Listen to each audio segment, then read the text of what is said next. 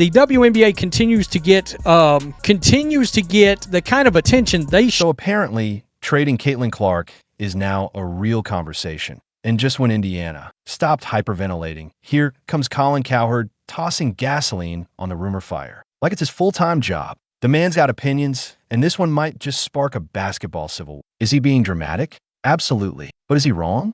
Well, that's where things get spicy. So here we are again, watching the WNBA invent new ways to self-sabotage like it's a competitive sport. Forget loading the rosters or growing the fan base. They've apparently moved on to organize plot twists. And this time, the genius idea floating around, ship Caitlin Clark off like she's a tradable Pokemon card and call it strategy. As if that wouldn't set the entire league on fire. No, not just Indiana. The whole operation would go up in a glorious blaze of mismanagement and chaos. Let's start with the obvious. If you trade Caitlin Clark, you don't just ruin the fever, you crater the leagues. One guaranteed cash cow. This isn't about losing a player, it's about losing the storyline. Clark isn't just dribbling a ball, she's dragging an entire franchise, and let's be honest, half the WNBA into relevance with her bare hands. Every ticket sold, every jersey printed, every headline scribbled, it's got her fingerprints all over it. Now, imagine snatching all that momentum and mailing it out in a FedEx box.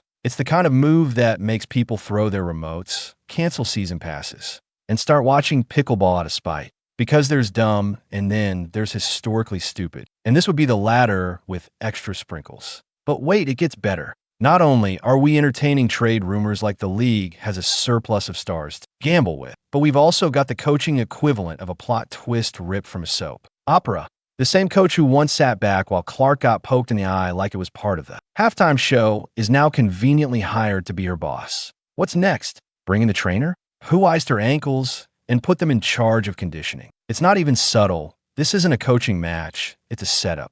A coordinated performance dressed up in lanyards and clipboards, and the message is loud and clear. Silence the star, dim the spotlight, and pretend it's for the team. But we see you, we all see it. Clark didn't just get benched, she got politically sidelined, and the front office didn't just pick a coach, they picked the coach. The one with a suspiciously familiar resume of selective justice and passive-aggressive bench rotations. Now, let's be real. Clark doesn't fit with this coach, and that's putting it gently. Their basketball chemistry is like oil in a dumpster fire. The system isn't built around her. It's actively rejecting her. This isn't a clash of styles. It's a cold war in sneakers, and the fallout is visible. Every time she's yanked from a game, while a random bench warmer logs minutes like it's charity work, and why would a league that's finally got eyeballs glued to the screen start pulling this stunt? Simple. Control the narrative, control the star,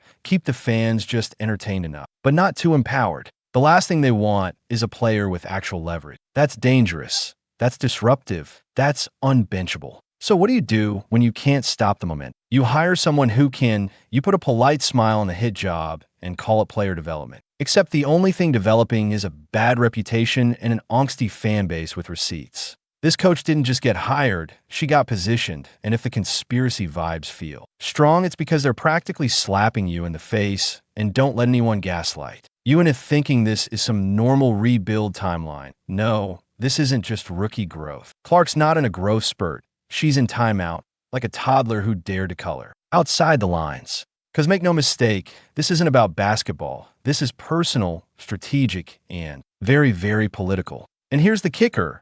Everyone's acting like this coach is just playing it safe, like there's some grand plan. But safe would mean using the best scorer you've got, not duct taping her talent, hoping fans won't notice.